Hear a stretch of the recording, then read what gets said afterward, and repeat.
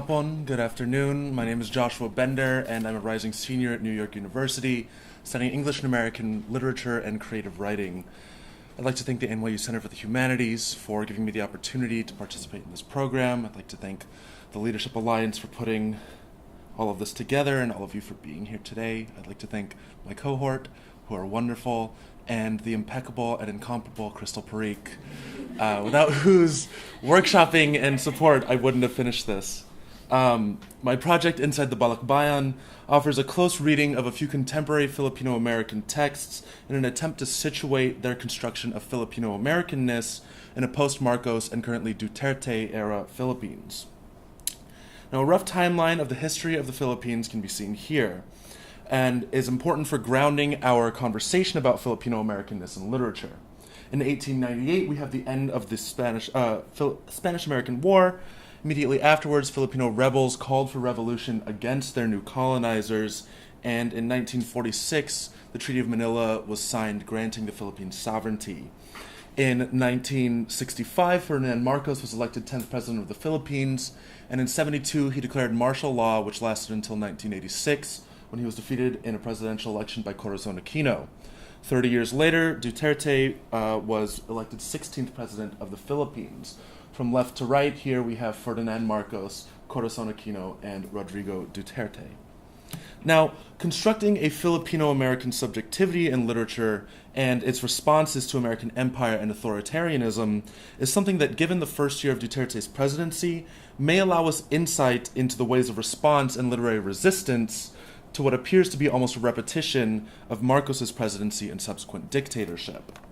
We must be careful to consider, though, that to construct a Filipino-American subjectivity can be seen as presuming an easy access to Philippine culture, in addition to homogenizing and radically simplifying the nuances of Filipino-ness. The Filipino-American, or Balikbayan, upon visitation or return to the archipelago, assumes access to Philippine indigeneity, and through that assumption can unconsciously reify what Dylan Rodriguez sees as Filipino-Americanness, reifying notions of American exceptionalism, exoticism, and fetishization of the homeland. The authors I investigate in my work understand these nuances of Filipino-Americanness and comment on them in very interesting ways, including through memory, imagination, and the power of naming.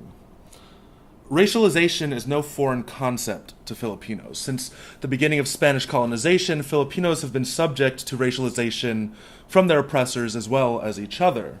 The term Balikbayan refers to Filipinos returning to the Philippines after an extended time abroad, and this also applies to Filipinos born outside of the Philippines and returning to the archipelago for the first time. This concept of foreignness is pervasive in the Philippines, and the emergence of Filipino travel across the world engendered the widespread use of the term mestizo, or a person of mixed racial ancestry. An interesting aspect of contemporary Filipino-American literature is its almost constant utilization of imagining life in the United States from the Philippines.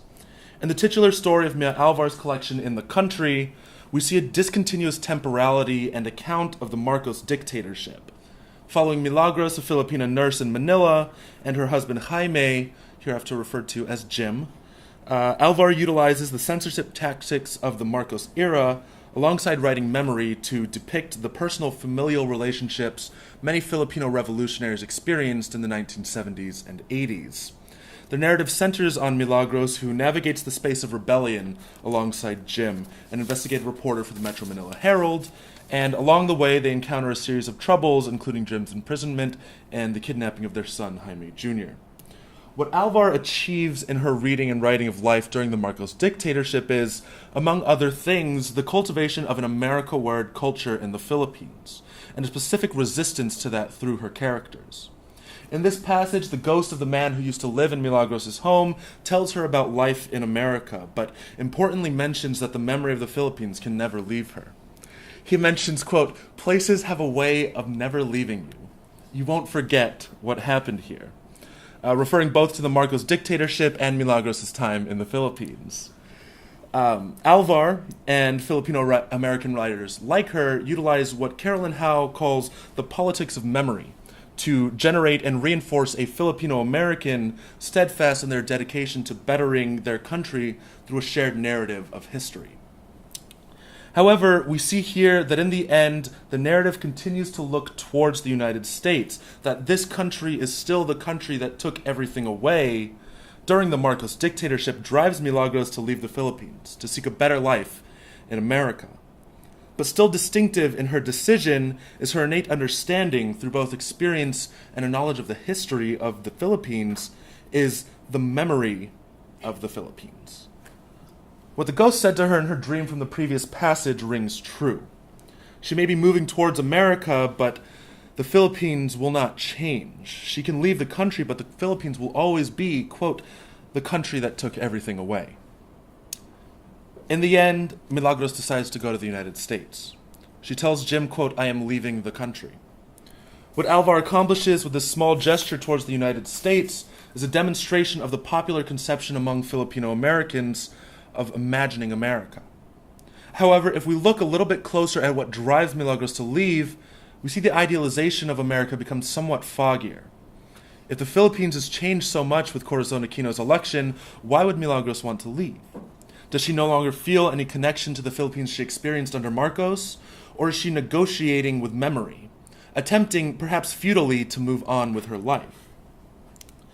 Interestingly, the characters in the country never seem to refer to Marcos by his full name. They use code names for him and other political figures as a method of circumventing media censorship, Marcos being Papa, his wife Imelda being Mama, and their chief political opponent Benigno Aquino being Kuya, or older brother. The way these characters were named and imagined is something that struck me in my reading of my next text. So in the first story in Leslie Tenorio's collection Monstrous, we have the story of Checkers and Reva, a pair of Filipino filmmakers. At the outset of the story, Checkers is fired from his studio and for several years lives without a job. 3 years later, an American stranger arrives at their door. He introduces himself as Gaz Gazman, a horror filmmaker and a fan of Checkers, who wants to utilize Checkers' films in his work. Checkers and Reva agree, and Gaz flies them out to California to oversee the process. In the first scene in the United States, Checkers and Reva walk through Gaz's apartment, and an interesting conversation about naming comes up between the three of them. Gaz reveals that he has created a stage name for himself because, as he says, quote, who the hey wants to see a movie by Gazwick Guzman? Checkers eagerly agrees, insisting that he too changed his name to make it more palatable to his audience. Checkers always dreamed of making it big in the United States. He always wanted to be a horror filmmaker whose movies were seen by millions.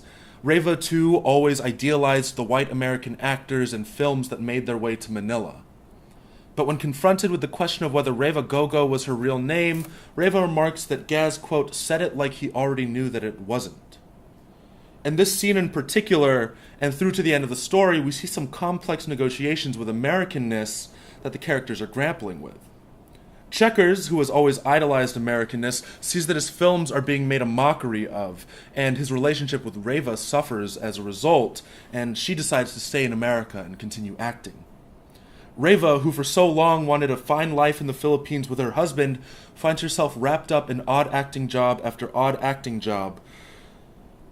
But one image stays with her that speaks, I believe, very powerfully to the conflicts of Filipinos coming to the United States and wanting to return to the Philippines, negotiating homeward. The final scene of the story shows Reva remarking on her career as an actress, as well as her relationship with Checkers. On paper, it seems like she lived a good life, but she remembers here one scene that she thought in the moment ruined a film. The role reversal that occurs here between Reva and Checkers, switching between enthusiastic filmmaker and dissatisfied spouse, displays a sense of fluidity of Filipino-ness and Filipino-Americanness as well. The final line of the story, which mentions, quote, that most hostile of planets, also speaks not only to the conditions in which Checkers and Reva encountered Americanness, but with Americanness itself. Here, finally, we can see the characters intervening in their situation, commenting on their relationship to Gaz and their relationship to America. These two stories and these two collections demonstrate on the part of Filipino-American authors a distinct understanding of the way their identities and subjectivities have been constructed. through resistance to dictatorial regimes to the sort of subsuming of Philippine culture by Americans, both in the country and monstrous, display a level of negotiation with the way Filipinos are constantly racialized, and the way Filipino Americans participate in those acts of racialization from both the inside and outside. This allows us to construct a Filipino American subject, a Balikbayan, that understands the ways they have been and have racialized in the very complicated trans-Pacific colonial relationship with the United States, as well as its lasting effects on the archipelago. Salamat.